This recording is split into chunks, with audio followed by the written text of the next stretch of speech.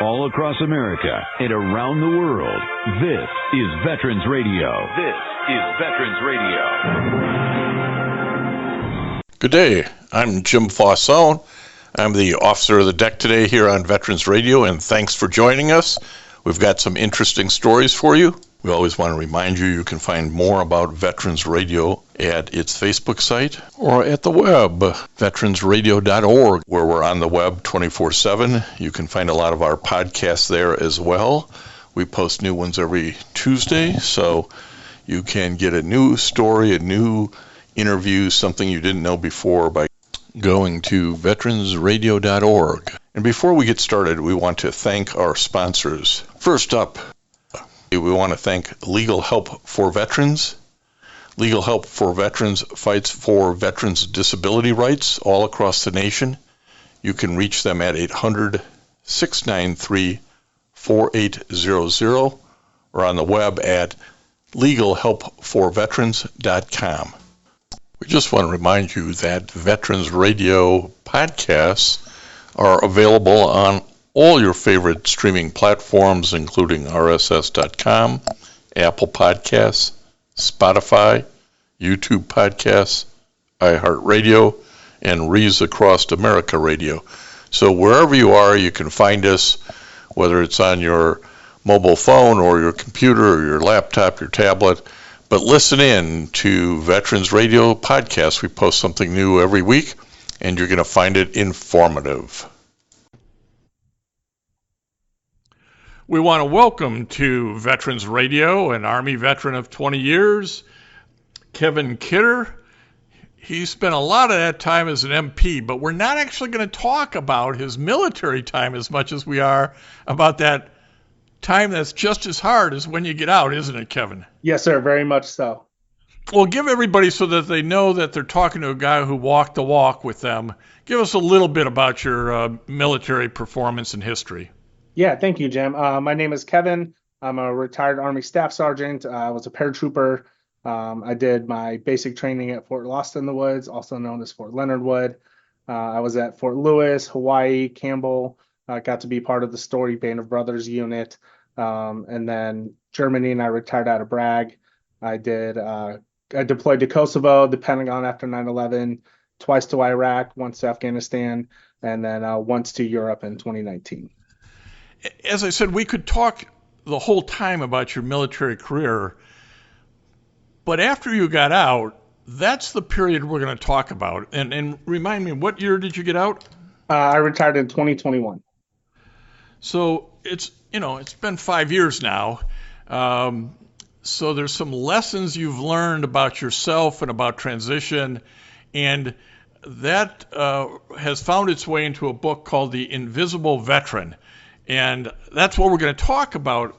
Now, wait a minute. All you Army pukes who are thinking, a book, I don't read. This book is written by another Army grunt for you to read. It's actually a very simple book to read, very insightful. When I first got it, I thought, I don't know about this. And then the more I got into it, the more I realized this is unique. This is a transition guide about your story, isn't it? Yes, sir. So we don't like to ask for help. Military folks don't like to ask for help. And, the first 3-4 years after getting out, I had 4 different jobs. I really didn't know who I was, what my future looked like. And last spring, my wife went on a 4-day business trip, and I was feeling some sort of way that, we don't like to admit. And I started putting feelings to paper as a cathartic exercise. And what came of it was a 60-page manuscript of the book. And what really drove me to get my feelings out was having conversations with those that I take my masks off for, my best friends. And what I found was I'm not the only one dealing with this crap. Other people are. And if I felt kind of an obligation just to put it on paper as a way to release that demon feeling I had going on inside, with maybe an inkling it could turn into something bigger. And those 60 pages I shared with my wife and my close friends, and they're like, hey man, there's something here. You should really. And that's what I want to get across is this is about 165 pages. The book is, um, as I mentioned, it's easy to read, which is really important because not enough people read, today anything longer than a tweet. Um, so what you'll find is you can read a chapter, you get to the end, you post some questions usually so that there's some self-reflection, and you can put it down and pick up the next chapter the next day or 2 days from now. Did you write it with that in mind that okay, I've got to do this in chunks that are digestible? Yeah, once the manuscript was done, I did some editing and I wanted it to be like a TM or an FM that you could stick in your pocket, which is why I only did paperback. I want it written in, I want it highlighted. If something resonates, you can go back to it. You can throw it in your backpack. Um, and yeah, I want it in chunks where whatever's resonating, we talk about it and then move forward. Really, it's a mirror and a map. There's a couple of things here I want to make sure we touch on because they resonated and I think they will with others. And you sort of talk about when you start that transition, the loss of identity. Mm-hmm. And I think a lot of guys and gals go through this. They knew what they were in the uniform, and their accomplishments often were noted on the ribbons on their chest. But you can lose your identity a little bit, and you got to go find it again, don't you? Yeah, 100%. I loved being in the military. It was who I was. It was great for me. I knew who I was, and the rest of the world knew who I was. I had rank. I had U.S. Army. You saw if I did some cool stuff. Um, and it's an unspoken communication with your fellow service members.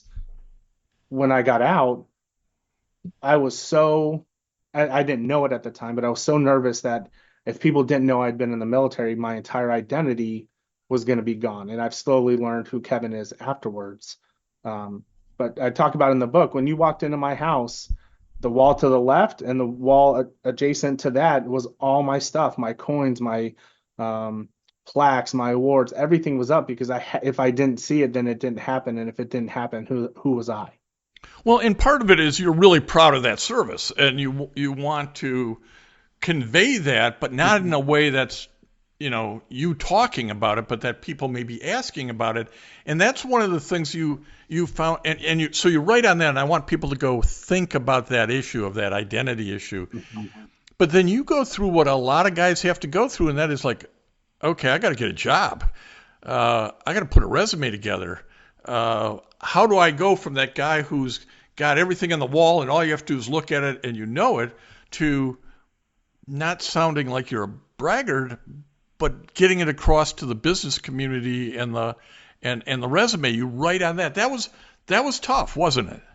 It was the most frustrating thing that I experienced. In uniform, they tell you get your college degree, got your awards in your service, you're going to be a hot commodity. People are going to be tripping over themselves to hire you.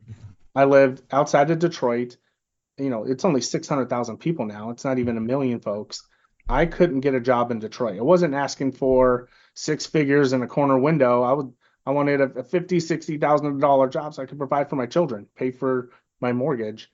And I ended up, my first job was in Lansing, so I had to drive over an hour just to get a job to sustain my life.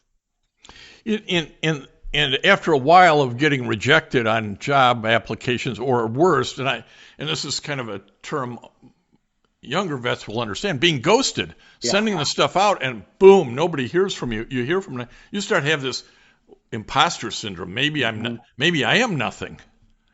Yeah, 100%. It's the transition process is hopefully getting better, but the resume writing course that you go through is mediocre at best. And the things we think are important and that we want to convey to future employers really don't matter.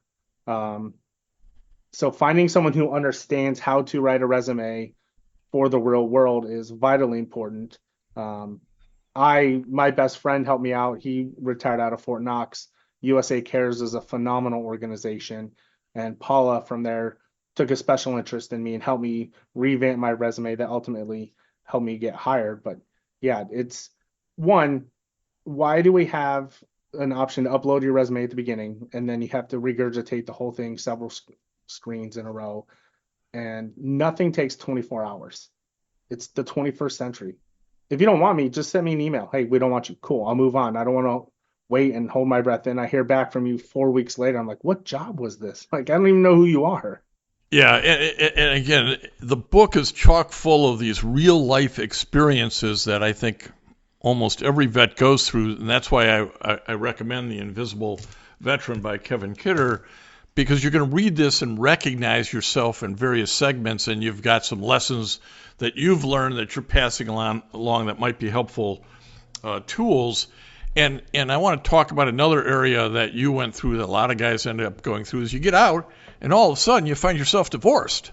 Yeah. I mean, what happened and how do I get my way through that is something that you write about.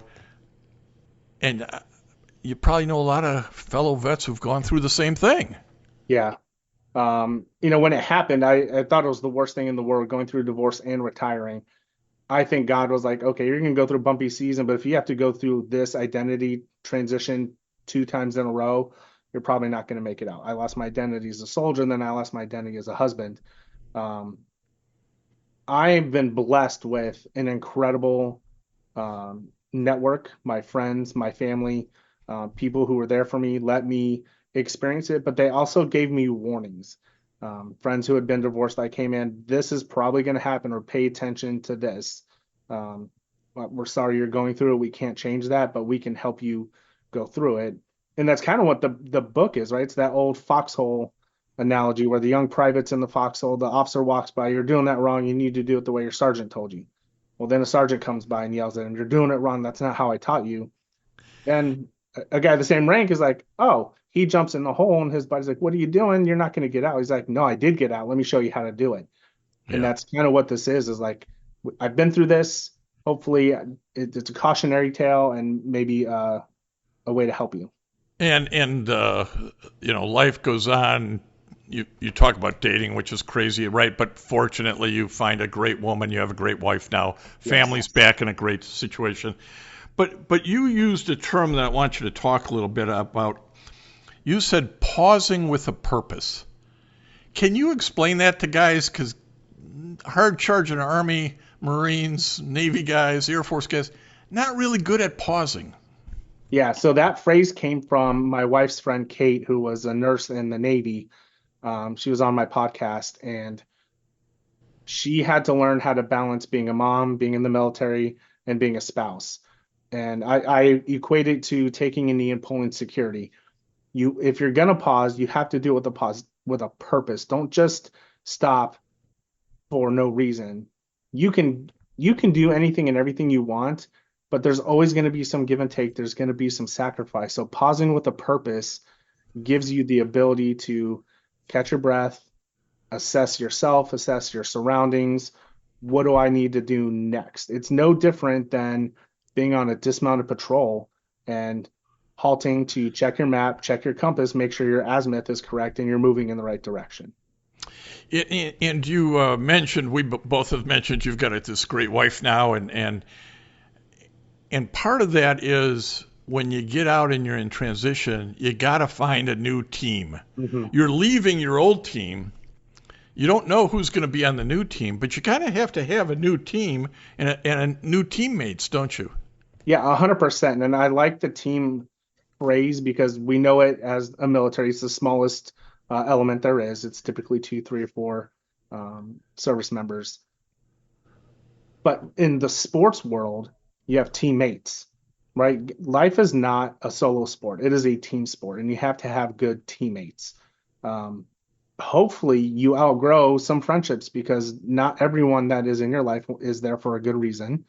Um, some are fine watching you succeed until you start to succeed more than they are, and then they become toxic or haters or whatever you want to call them. But it is essential to have good teammates. And the most important teammate you're going to have in your life is your spouse, the person that you're going to wake up to every morning, that you say goodnight to every night. They're the thermostat, right? They're going to set the temperature for the day. Is it going to be a nice, cool, comfortable 75? Is it going to be intense? Are they going to crank it up to 90? Are they frigid and cold and put it down? Like they really set the tone. And as you mentioned, I'm blessed. My wife is incredible. She has poured into me and supported me and been just an absolute rock star as I've taken on this adventure. Well, and I want to talk a little bit about how long the adventure takes. Right now, you've been only out for 5 years, which seems like a lifetime when you're going through it, but isn't really that long. And I tell a lot of guys it may take 6 or 7 years before you feel you're on solid ground again, because you're going to be through 3 or 4 jobs. You might be through a divorce, a dating situation, trying to find new teammates. As you've thought about it and experienced it with other folks, it does take time, doesn't it? It really does, and it's so counterintuitive to our military brain because we get a mission and we execute it. We'll do 1/3, 2/3 planning, execution, all that, but life is equally fast and slow at the same time. A year is not that long. If you think about it, we go back to your long range training calendars. You're planning a year worth of training in advance. You can do the same thing in real life, but it's not always going to work out. And building trust and credibility and connecting with people takes more than basic training. It takes more than being in a unit because they don't know you. You don't know them. And we all know, we've all experienced it. I don't care what I plan. There's going to be something in the way that alters the plan, right? Always. So you had a line in there, I think, somewhere that sort of said, don't be too hard on yourself. And that's kind of where I'm getting with this. It's going to take time. And as you tell folks, and I think you probably had to learn this, don't be too hard on yourself. Yeah, Jim, you hit it on the head. And that's kind of like the essence of the book is you're going to stumble. We all know that we're going to fail and learn from it, but no one can be meaner to me than I am to myself. If the things that I said to myself were said to my wife, my children, my friends, I'd be in jail.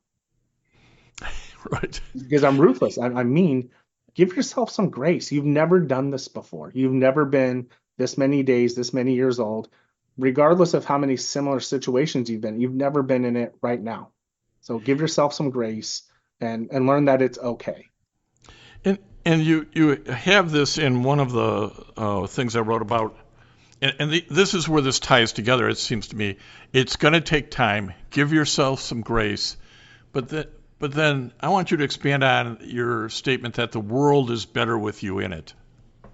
So, I mean, it's no lie that the veteran suicide rate is unacceptable. There's multiple numbers out there. 22 is kind of the conventional ones.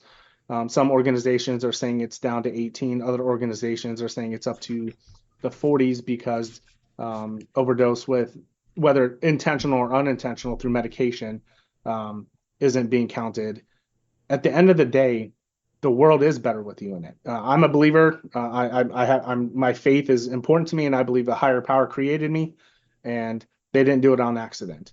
And there are days when you're struggling, when whatever is going on in your brain or in your heart is going to afflict you, and you might have negative thoughts. I want you to remember everybody has sinned. Everybody's made mistakes. Nobody's perfect. And when those dark thoughts do come, the world is better with you in it. You're not being here intentionally. If you choose to take your life, it has a ripple effect. Whether or not you're close to friends, family, siblings, children, whatever, somebody is going to miss you. Well, your battle buddies are going to end up feeling bad that they didn't stay connected. Yeah. It's even your pets. Think if we have dogs, we have 2 dogs. Can you imagine your dog not knowing why you came home? Yeah. Like I'm not super soft like that. But I could not imagine doing that to my wife, my kids, my friends. There's a great video on Instagram right now. There's one guy plays multiple characters, and he's talking to himself about the suicide rate, and then they get a text that one of their buddies died, and he's joking around like, what weapon did he use? And then they read further, oh no, he went skydiving, and his chute didn't open, and they plotted him because he went out living. It's a hard subject, but I think it does come back to give yourself grace, realize it's going to take time, and the world's better with you in it. And we're talking to Kevin Kidder, who wrote The Invisible Veteran, which is a great, short, easy to read guide for transition. So even the Marines could read this. The more I insult the service, the more likely they are to pick this up, I figure, Kevin. Absolutely. So I'm trying to help you out. Let's transition at this point and talk about something that you're doing currently called the enduring mindset. Yeah. So when I moved to Arizona last year, the job I moved for fell through, and so I had time, which is how the book came to fruition. And I wanted a vessel, not to just promote the book, but I started having ideas of working for myself and starting a business. And enduring means not stopping, right? It's ongoing. And then mindset. So I'm very big into positive mentality. So I created my for-profit business, the Enduring Mindset Enterprise. So the first product of that is the book, but I also speak. I earned my mental performance certification. So I work with high school and college athletes and teams to help them build a culture and develop a winning mindset. And I knew I wanted to do something to help veterans in the nonprofit space. So the nonprofit arm is the Enduring Mindset Foundation. At this point, we're still in the raising funds category. We've raised over $1,000 to this point, but there's 3 scholarships. The first one is the Jesse Ryan Berger Scholarship, named after my battle buddy who was killed in Iraq on May 5th, 2004. He's from Canton, Ohio, always wanted to be a cop. So that scholarship is if a veteran wants to go into law enforcement and they have to pay for the academy or pay for equipment, that scholarship can help alleviate that financial pressure. The next one is the Master Sergeant Davey Foundation. He was a Master Sergeant with us in the 101st. He owned a bar in Hopkinsville, big entrepreneur. And if you're a veteran, you've ever tried to start a business, there's not a lot of early seed money. So trying to create micro grants, $500 to a couple thousand for building your website or getting the equipment you need for your podcast, whatever it is. And then the third is the Randy Main Scholarship. That's named for my best friend's father-in-law who passed earlier this year. He did not serve, but he was a staunch supporter of the military. His daughter was in the military. She married my best friend, and he was an amazing singer. And there's empirical evidence now that learning a musical instrument as cognitive therapy accesses parts of your brains that establishes new neural pathways. So this scholarship is designed to help veterans if they want to learn a musical instrument, or like my son who's in college for commercial music, if they want to go to college and study music, we can help alleviate some of that financial pressure. Well, those are all really good reasons to create the nonprofit, support the nonprofit. Kevin, if folks want to kind of track what you're doing and follow up on the book or maybe find the book, give us some websites that maybe they can go to. Yeah, so the first would be www.enduringmindsetenterprise.com. That's my website. You can find me. The book is on there. It's the first thing. The book is on Amazon. It's at my publishers. It's Ballast Books. It's on Walmart and Barnes & Noble. It's all online. You can't find it brick and mortar. And then you can follow me on Kevin Kidder Official on Instagram. That's my main platform. I'm on Twitter and Threads, but Instagram is the main one. I try to interact and post stuff, and I share and interact with other veterans as well. Well, we really appreciate the time that you've given to Veterans Radio today to talk about this transition guide, The Invisible Veteran, Rediscovering Purpose, Identity, and Connection After Service. Kevin Kidder, good luck with it, and thanks for your time today. Jim, thank you so much. And I want to thank everybody for listening to Veterans Radio today. I am Jim Fausone. It's been a pleasure to be your host. I'm a veterans disability lawyer at Legal Help for Veterans, and you can reach us at 800-693-4800 or legalhelpforveterans.com on the web.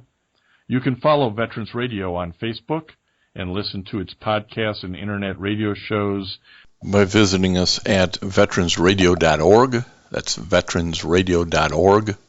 We again want to thank our national sponsors, the National Veterans Business Development Council, nvbdc.org, Legal Help for Veterans, a veterans disability law firm with a national practice before the VA, can help you on your claims and your appeals. It can be reached at legalhelpforveterans.com or 1-800-693-4800. We also want to thank our local sponsors.